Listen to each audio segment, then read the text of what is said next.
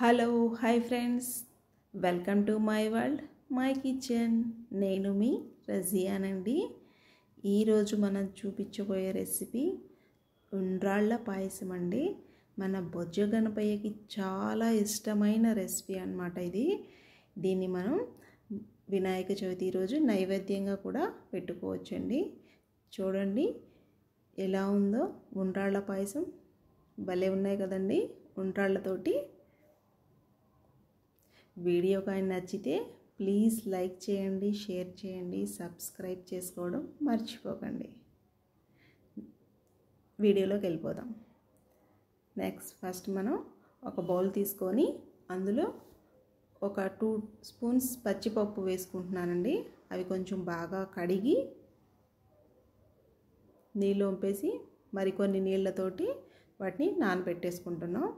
ఆ తర్వాత ఒక ప్యాన్ తీసుకొని అందులో 1 కప్ వాటర్ తీసుకున్నానండి. ఒక 2 స్పూన్స్ పంచదార వేసుకొని ఇందాక నానబెట్టి ఉంచుకున్నాం కదండి పచ్చిపప్పు, అవి కూడా అందులో సగం వేసి ఉడికించుకుందాం.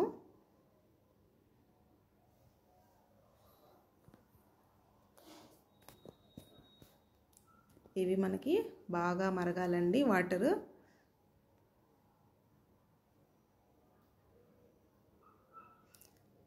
ఇప్పుడు వాటర్ అంతా బాగా కాగిన తర్వాత ఇందులో నేను 1 కప్పు బియ్యం పిండి వేస్తున్నానండి. పొడి బియ్యం పిండి ఇది. దీన్ని బాగా కలుపుకోవాలి.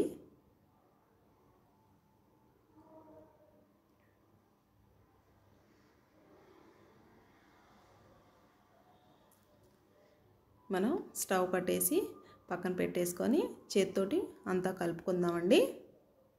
చూడండి ఇలా ముద్దలాగా ఫామ్ అవుతుంది. చేత్తో చక్కగా కలుపుకుందాం. తీసి పక్కన పెట్టేసుకొని నెక్స్ట్ మనం పొయ్యి మీద ఒక ప్యాన్ పెట్టేసుకొని అందులో 2 స్పూన్స్ నెయ్యి వేసుకొని డ్రై ఫ్రూట్స్ అన్నీ వేసుకొని దూరగా వేయించుకుంటున్నామండి.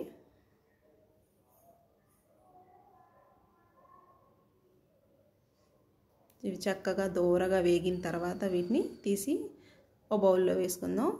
ఆ తర్వాత సన్నగా తరిగిన కొబ్బరి అండి, ఎండు కొబ్బరి వాడుతున్నాను. వీటిని కూడా దూరగా ఫ్రై చేసుకొని తీసి పక్కన పెట్టేసుకోవాలి. ఆ తర్వాత ఒక గిన్నెలో పాలు తీసుకొని వేడి చేసి అవి కూడా పక్కన పెట్టేసుకుంటున్నానండి. నెక్స్ట్ మనం ఇందాక పిండి అంతా కలిపి చక్కగా పక్కన పెట్టాం కదండి, వాటిని ఇప్పుడు మనం ఉండ్రాళ్ళలాగా చుట్టేసుకుందాం. చేతికి కొంచెం ఆయిల్ రాసుకొని ఇలా చిన్న చిన్న ఉండలుగా చేసుకోవాలండి. చూడండి నేను మీకు చూపిస్తున్నట్టుగా ఈ సైజ్, చిన్న సైజ్ అయితే సరిపోతుందండి. పెద్ద పెద్దగా చేసుకోవాల్సిన అవసరం లేదు. ఇలా ఉండ్రాళ్ళన్నీ చేసుకోవాలి.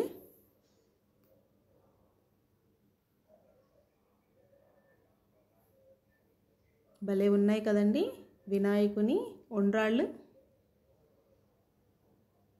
ఆ తర్వాత కొన్ని తాలికల్లాగా, పాల తాలికల్లాగా చేస్తున్నానండి పొడవుగా. ఇలా మనకు ఎన్ని కావాలో అన్నీ ప్రిపేర్ చేసుకోవాలి.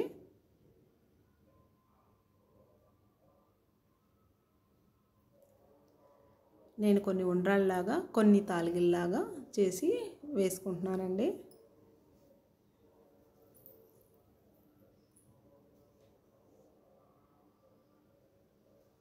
ఇలా అన్నీ ప్రిపేర్ చేసుకున్న తర్వాత ఇందులో మనం కొంచెం పిండి పక్కన పెట్టేసుకొని దాన్ని ఒక బౌల్లో తీసుకుంటున్నానండి.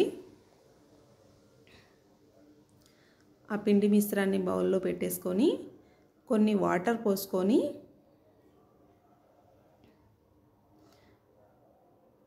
బాగా కలుపుకుంటున్నానండి.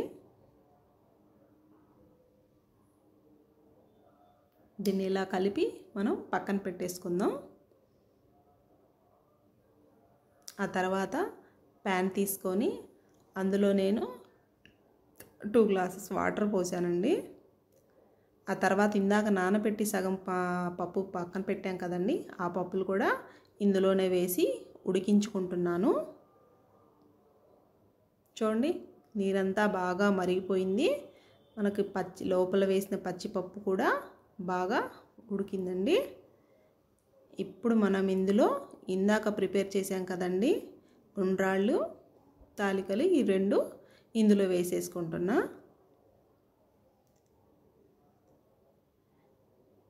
ఇవి మనకి కొంచెం లో ఫ్లేమ్లో పెట్టేసుకొని మూత పెట్టేసి ఒక 5 మినిట్స్ ఉడికిచ్చేద్దామండి.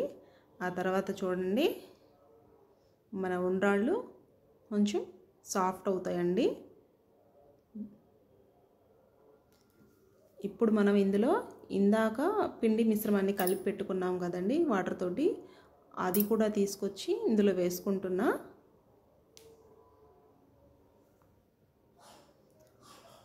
ఆ తర్వాత ఇందులో నేను 1½ కప్పు షుగర్ వేసుకుంటున్నానండి.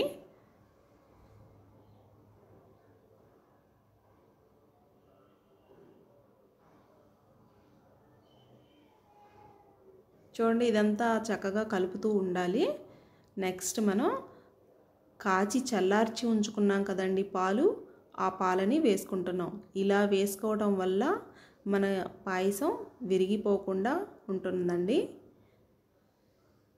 లేకపోతే పాలంతా విరిగిపోతే వేడివేడిగా పోయటం వల్ల. ఆ తర్వాత ఇందులోనే 2 ఇలాచీలు, డ్రై ఫ్రూట్స్ అన్నీ వేసి బాగా కలుపుకొని ఉడికించుకోవాలండి.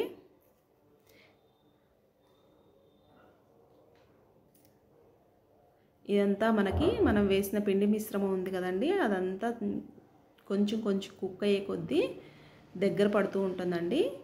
ఇందులో నేను మిల్క్ మేడ్ యాడ్ చేస్తున్నానండి. ఇది పాయసానికి మరింత రుచిని తీసుకొస్తుందన్నమాట.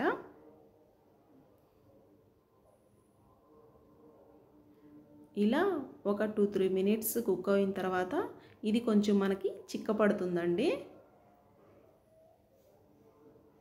ఆ తర్వాత మనం సర్వింగ్ బౌల్లో దింపేసి సర్వ్ బౌల్ చేసుకుందాం. చూడండి మన ఉండ్రాళ్ళ పాయసం సర్వింగ్ బౌల్లో తీసుకున్నాం. వినాయకునికి ఎంతో ఇష్టమైన ఉండ్రాళ్ళ పాయసం రెడీ అయిపోయిందండి. చూడండి ఇది చాలా టేస్టీగా ఉంటుందండి. మీరు ఒకసారి ట్రై చేయండి, ఎలా ఉందో కామెంట్ చేయండి. వీడియో కానీ నచ్చితే ప్లీజ్ లైక్ చేయండి, షేర్ చేయండి, సబ్స్క్రైబ్ చేసుకోండి.